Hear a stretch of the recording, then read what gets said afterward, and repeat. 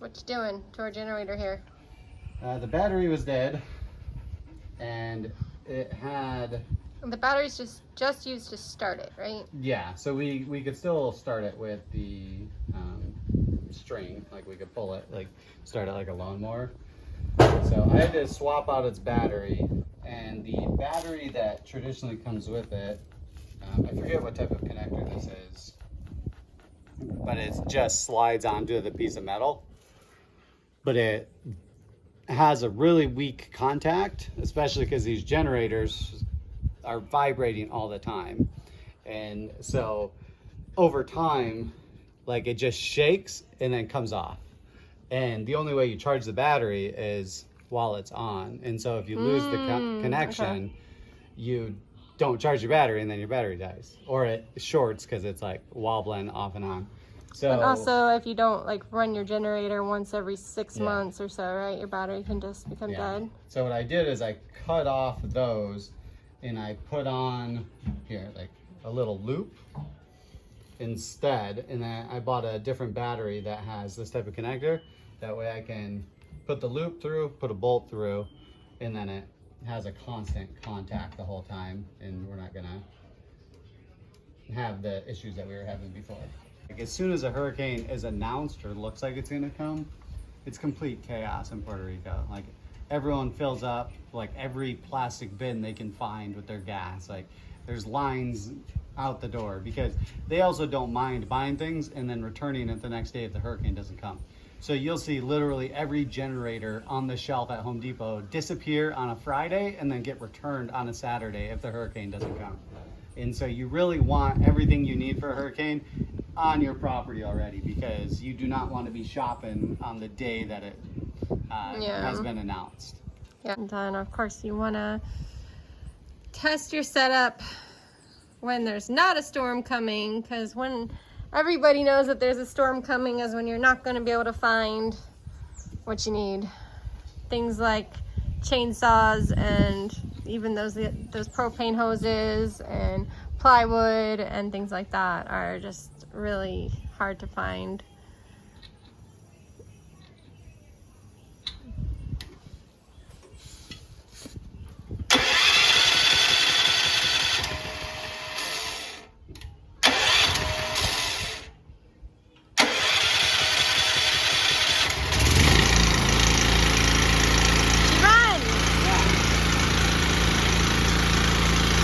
We haven't painted the interior of our house yet, but we do have these.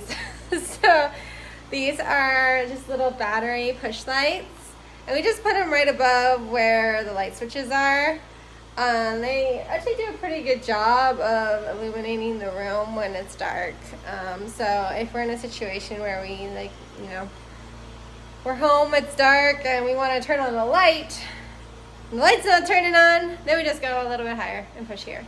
So these are pretty nice. Another thing that we have are, well, it's missing the two little handles because we have small children that tend to break things and take things apart. Yeah, it's just pull to open, and it's got batteries in the bottom, and they do have like solar versions.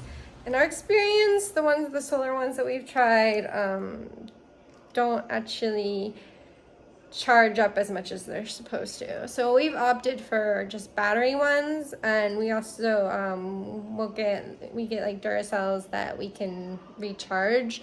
We can recharge the batteries, but then we have a whole bunch of like a stash of AA's and AAA's.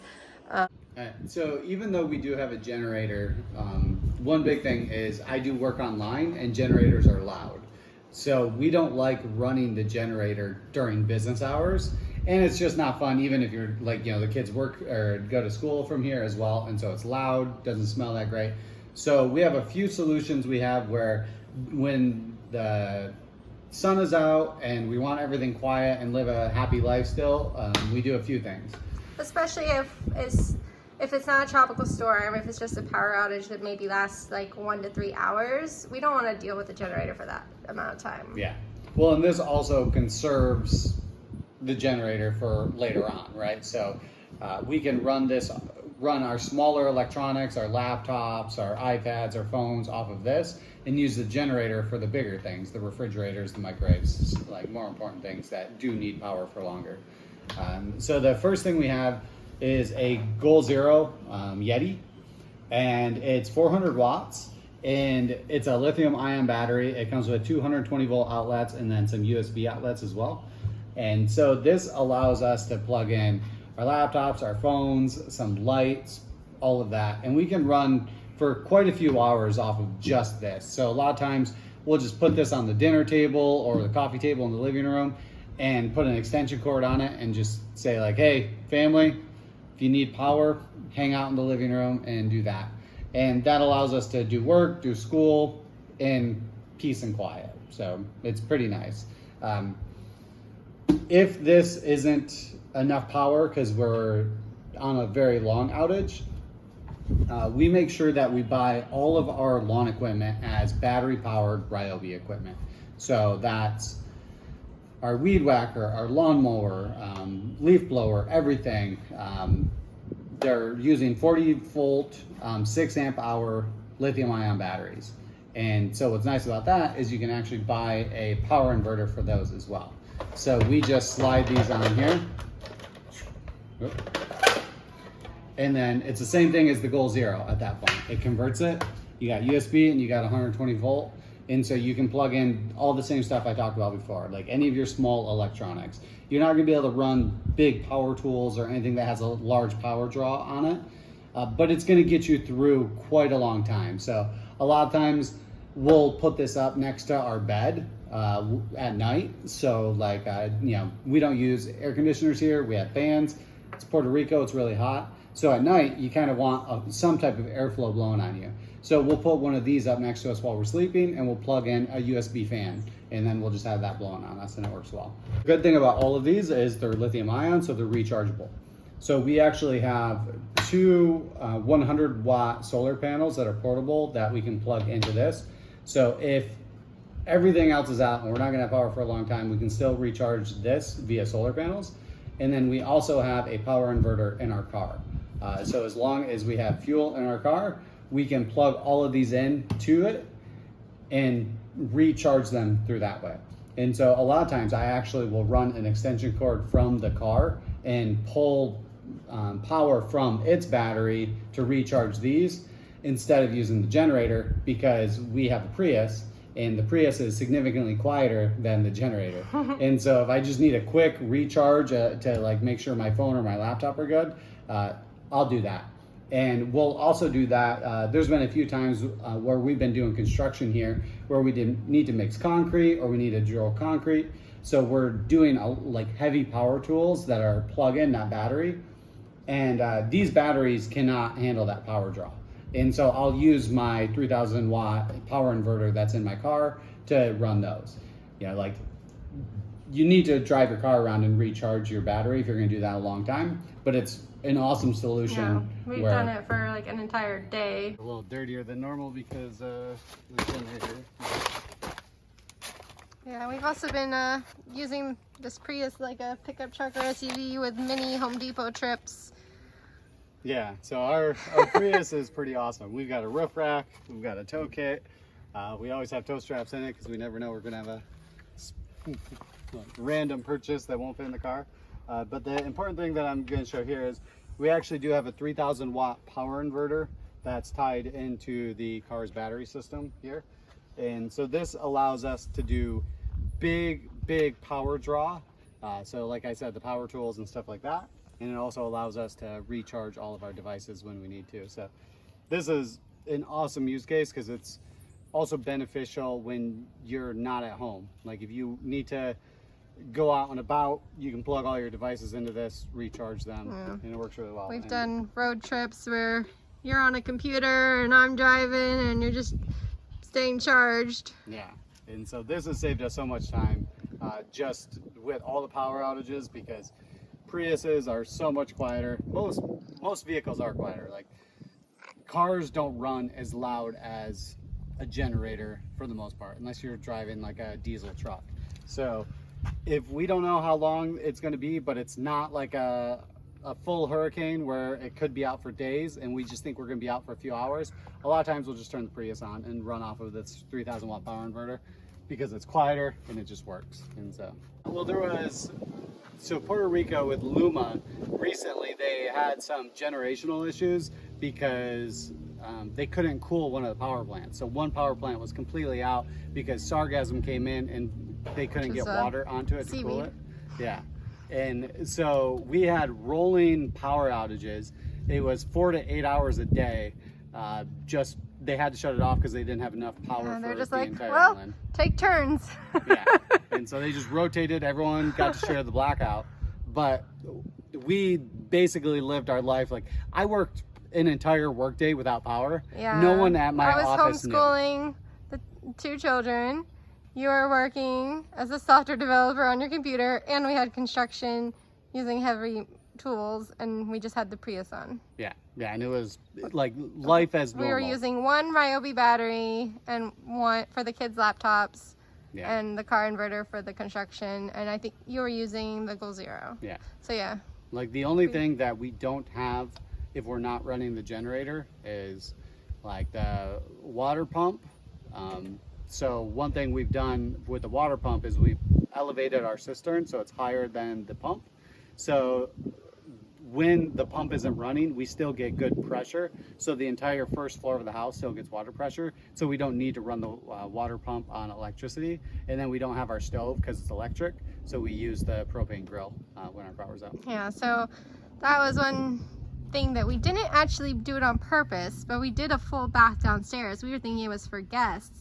But now it's nice having a full bath downstairs because we can still have water if we don't have electricity without dealing with like a transfer switch or generator for the water.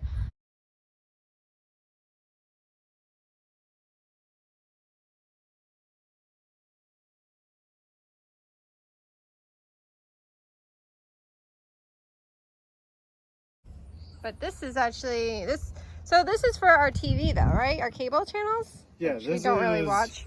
This is an over-the-air antenna for TV. So what we've got going, if you see these blue lines, I've got Cat 6 wired lines running to every bedroom in the house. And then this is our microwave line of sight internet. And so this is pointed straight over, so this is pointed straight over our neighbor's house, straight across. When we had a 1-story house, we had to have a 10-foot pole. Chris, come here. So we had a 10-foot pole to get over, but then we added 9-foot second story on top of it. So now we can have this short pole, which is much nicer because it's a lot sturdier. Whereas the other one, like we were trying to get it sturdy and we never really got it solidified. So yeah, this is line of sight, and then this has a line. This post right here is going down to the office. So this is a Ethernet line, Cat 6, that's doing power over Ethernet. So this antenna never loses power. So as long as my power supply downstairs is working, and I can swap it to like the Goal Zero or something like that. So I can maintain internet for as long as I want, no matter if power's out or not. Whereas a lot of the other stuff, hey, shh, go. I think it's Kit Kat's first time on the roof. Yeah, she's been scared of the stairs, and now I think this is the first day. And now she's being crazy. Yeah, now you're excited, huh? Come. Girl. Yeah, and so all of this is PoE, so it doesn't need any power whatsoever. But we do have an electrical box right here as well. So this electrical box is powering a switch that's inside here, and that's providing internet to every room in the house. And then this switch also has power over Ethernet. So we haven't done it yet, but we're going to be able to put security cameras around here. We're going to have like a weather station up here. We're going to be able to power a lot of stuff over Ethernet instead of having like electrical everywhere. Yeah. Then with this electrical outlet here, eventually we're going to have solar panels through here, like in these strips. And then we'll run those solar panels through this same electrical conduit down, and that's what's going to power our entire house. But yeah, like, so I think it works pretty well because like you'll see a lot of times where some of the cable providers like Liberty Internet in Puerto Rico, when power's out, they're out. So you lose internet immediately when your power goes out. Whereas ours, since it's over the antenna and our provider actually has battery backups on their side as well. So we maintain internet. And like I said, when we were doing those rolling power outages, we didn't lose internet one time. So we were working, doing school, everything, and we were online the whole time. And even if we did lose power here, we have the LTE, which is redundant backup, and the cell phone providers have battery backups. So that over-the-air LTE also provides internet for us. So a lot of times, like we've had a few outages with these guys, with VPNet, where they're just doing maintenance equipment, whatever, and we just flip over to the LTE and everything else works just fine. And that's why this is important, because I have a line coming from the office as well. And so the office is where the LTE modem is. And so, you know, we have one internet provider here in the weather, in the sky. So there's a good chance we lose this during a tropical storm. So I did install both of our internet providers on the roof. The second internet provider is in my office. And I have a line coming up here so that it can provide internet for the entire house as well. It's very redundant. Because we love our internet. We need it. We have here work in progress. Our pump station, our pump house used to be just this little section down here. That we had a pump that had a built-in pressure tank that was really tiny and didn't really work. It was basically every time that somebody turned on the water, the pump had to kick on. So we got this pressure tank over here. And so now the pump turns on when the pressure tank is basically out of water. When the pressure gets low enough from being empty enough. So we're going to be moving that into this new addition, new floor of our pump house. Yeah, so originally we had windows here and all of that, so we closed in one of the windows and we built this. And so the reason we built this was because before all we had was a small little box that could hold the pump, but we couldn't put our pressure tank in it. And what was happening is there's a lot of rain that was splashing in and it was rusting out parts of our pump, and then the heat was heating up our water, which is good for showers but not great for like other things. And so we didn't want all of the water heated up all the time, and so we built this up area. So we're going to move this blue pressure tank into here. And so if you look at this line right here, this line is going into the jungle, and that's where our cistern is. Our cistern's up there. And so we have it higher than all of this, which means we get nice pressure from that elevation running to here. And so we run that water when the pump's running into the blue tank, and then the blue tank is what feeds the house with high pressure water. And so that's how we can get water all the way up to the second floor. But the elevation from the cistern that's up on this hill is enough to pressurize our toilets, our shower, everything. So you can actually shower and flush the toilet and everything with no power. We have 1,200 gallons of cisterns, so only 400 of it is elevated. So the first 400 can feed us, but it works really well because when you're without power, losing your toilet is probably the only big inconvenience. Like, you can live with everything else. Like, you can have non-perishable foods, you can have bottles of water. Like, power's not a big necessity. Outside of the fact that, like, if you don't have water for your toilet, not being able to flush for a day gets inconvenient really quick. And so that's why we've got that cistern elevated and running here.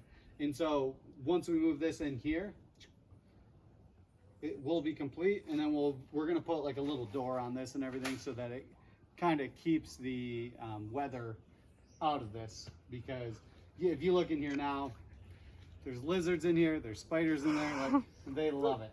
And so there's a couple of things that aren't installed currently. Like, you see a lot of this is just temporary because we're removing it all, but we are going to have an additional filter. We're also going to do a sand filter. We'll talk about that when we build it though. But we'll at least have this filter, which will filters out debris and all of that to just clean the water a little bit.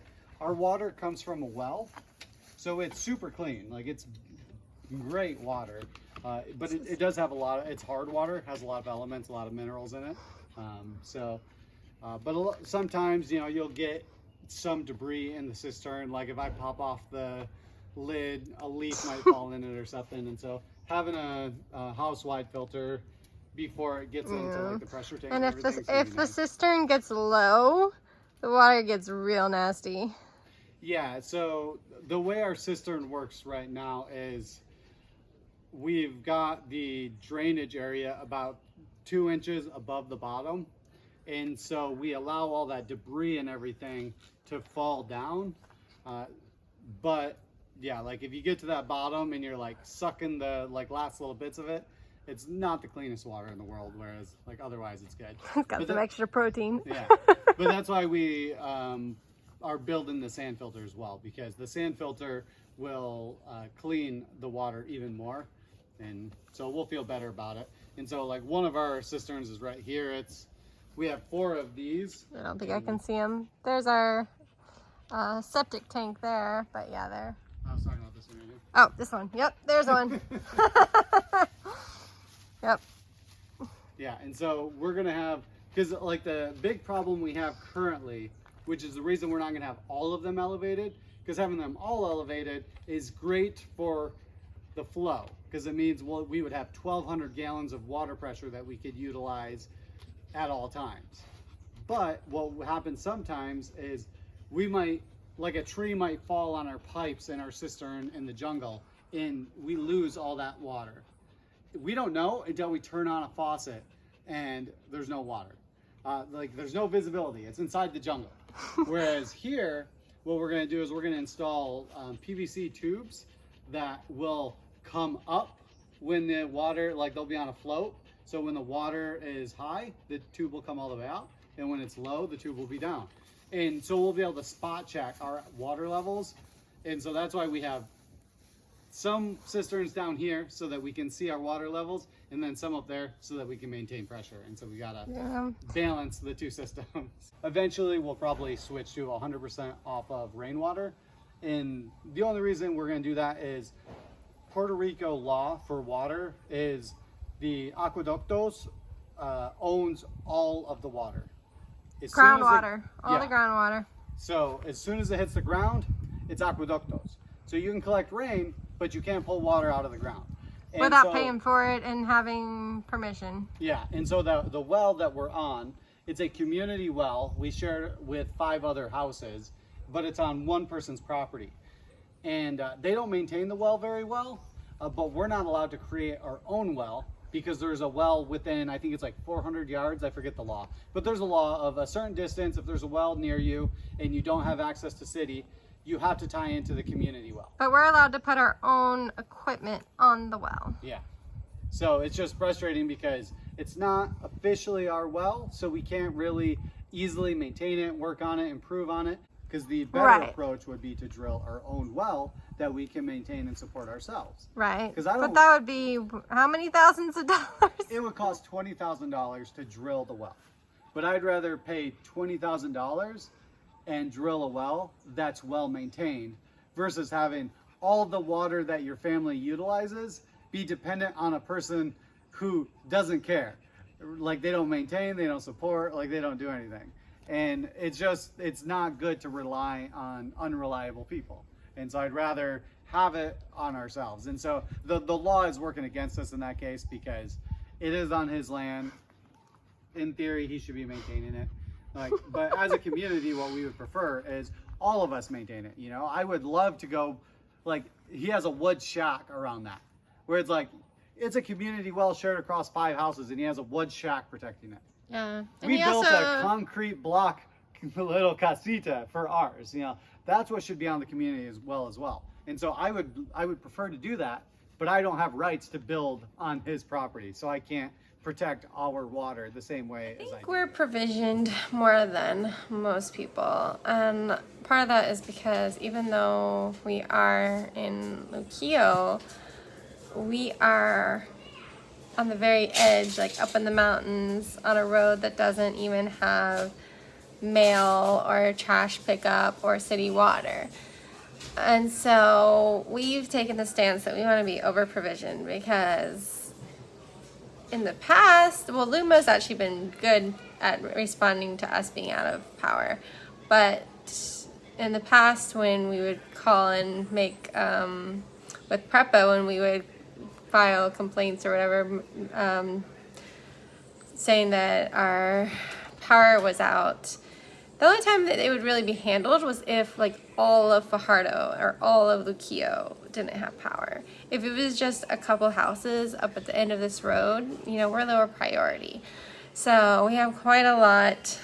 Whereas, you know, if you're in a city in a condo that has a generator, then maybe you only use like one of our battery strategies, whereas our battery strategies right now are, we've got the rechargeable lithium ions, we have UPSs, uninterrupted power supplies, we have our car, we have our Ryobis, our tools, and then yeah, we have lights on batteries as well. So yeah, I think we probably do more than most, but like we mentioned, we really are heavily dependent on our internet.